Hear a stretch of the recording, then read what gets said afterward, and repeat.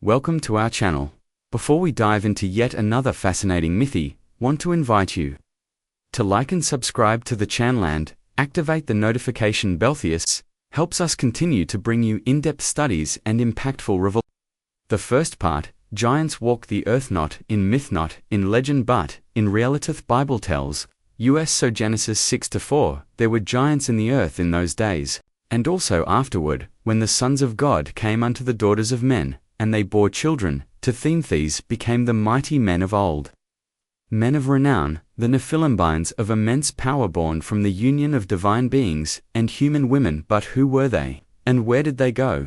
Most people think the story ends with the flood, that God wiped them out, that they were erased from history, but scripture says otherwise. After the flood, giants still walked the earth. After the flood, the world was reborn, new nations rose, new kings ruled, new wars were fought, but the giants never left. He lived in the land of Canaan. They ruled over cities. They led armies, and they struck fear into everyone who saw. Themesis sent spies to Canaan. They returned Teraphinomus. 1333 We saw the Ru seemed like grasshoppers in our own eyes, and we looked the same to them.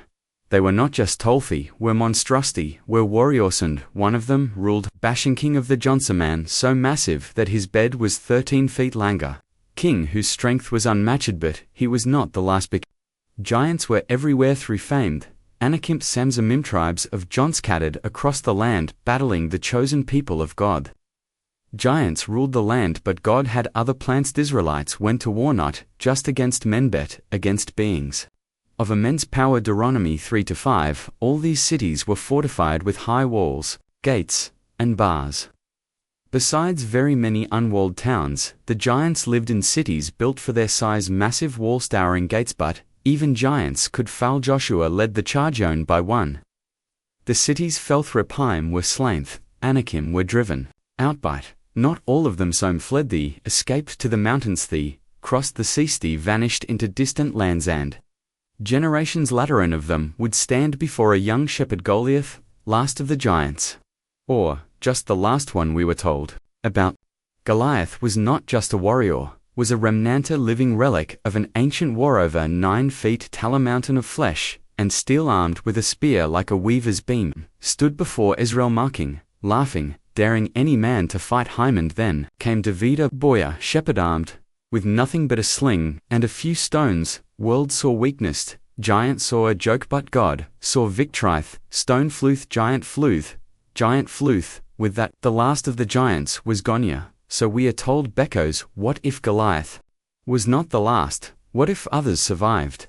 Some fled to distant lands, some hid in the shadow, some may still walk among us. These giants disappeared from history, but does that mean they disappeared from the world?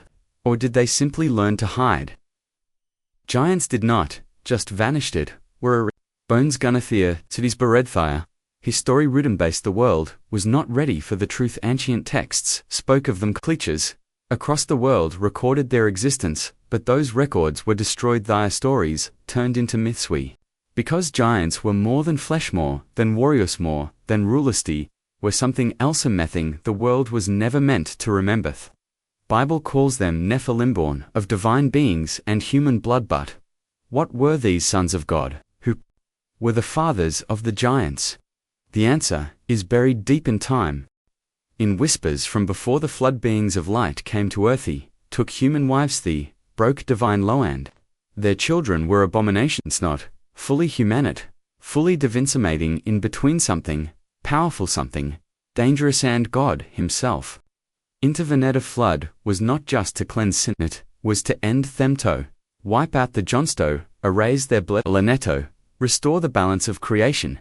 But it didn't work. Beckos, the Nephilim, returned after the flood, after the judgment, still walking among.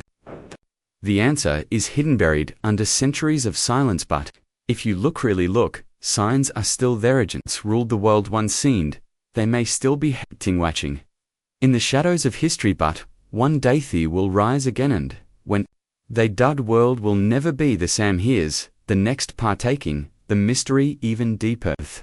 Giants are not just historically, are prophesied, Bible tells us. As it was in the days of Noah, So it will be at the coming of the Son of Man. The days of Noah, time of corruption, time of Johnsa, time when divine and human blood mix a dand, Jesus himself warned it will happen again, but how? If the Nephilim were destroyed, how could they return? Unless they never truly left. Ancient texts speak of bloodly Nesecrate lineage remnants of the old world. Hidden in plain sight, not all giants were slain at, all Nephilim were wiped out. Some survivors adapted some walk among yous not as towering warriors but, as Rulus's king says, those who hold power in ways unseen. Bible speaks of principalities and powers, forces beyond flesh, spiritual rulers of this world, they human or something more, something older, something that was never meant to be. The Nephilim were giants in flesh, but what if their true legacy, not in bodies but in blood, in influence, in control, in shaping history itself? The flood ended their reign, but only for a time, because what was will be again. History repeats itself. What was hidden will be revealed. What was buried will rise again. Giants are not gone. Thee have changed thee, have adapted thee, have prepared for centuries. Their story has been erased. Their existence denied. Their return ignored. But the signs are everywhere. Rulers of old, where did they come from? How did they rise? How did they shape the world with knowledge beyond their time? The bloodlines of kings. Secret society, unseen hand guiding history. Is it just power? Or is it something deeper, something ancient? The Nephilim were more than warriors, were influenced, were builders, were gods among men, and today the spirit of the giants still movest. Days of Noah are coming again, time when boundaries will be crossed, when man will seek to become more than man. One, the world will once again be filled with beings that should not. Existence calls it progression, achetanism, manipulation, but what if it's something else? What if it's the return of what was, a rebuilding of what was lost, a revival of the Nephilim? They are not coming back. They were never truly gone, and when they rise again, the world will bow before them or stand against them. War is not over it. Never was. Giants ruled the world once seen. Soon they will rule against. Giants ruled before. Theed will rule again as towering warriors, but as something more, something hidden, something waiting. The world has forgotten, but they have not. Their blood still flows, their influence still moves, their plan is still unfolding. Bible warned us. As it was in the days of Noah, so shall it be again. The days of Noah were not just days of sin, they were days of corruption, of hybrid self beings that were never meant to exist. Flood came to wipe them out, reset the world, but it didn't erase them, all because they were not just flesh. They were spirit, they were power, they were rulers, and rulers do not give up their thrones. Look around. The obsession with bloodlines, hidden symbols in high places, the whispers of ancient knowledge, returning technology merging with flesh, being rewritten. Men playing God. It is happening against Nephilim, where the first Wavethi return will be different, not giants of brute strength, but giants of control, giants of deception, giants that do not fight with swords but with systems, with dominion. Watchers fell on Sethi, broke the laws of heaven, and their children reshaped the earth. Are coming back, not as monsters in the open, as relics of the past, but as the architects of the future. Earth world is being prepared for them, their rule, for their return, and when they rise, humanity will face a choice. Bower, awaken. Bess. This is not just historiethus, is prophesithus, is destiny, and the days of Noah, Herethine Nephilim, never truly deep. Thee were never just bones in the dirt, never just echoes of an ancient war. Thee in the way you expect, not in towering bodies of flesh and blood, but in influence and control.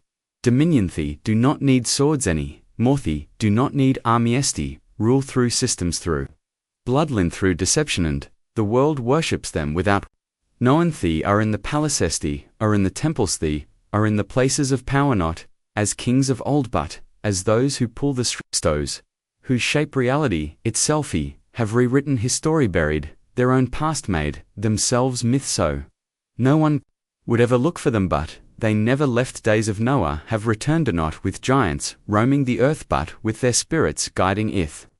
Old knowledge is rising, ancient ways are coming back. Man is once again reaching beyond his flesh with machine breaking the barriers between heaven and earth, and those who rule from the shadows are waiting watching ginting, do not care who sees, because the world is blind have made it.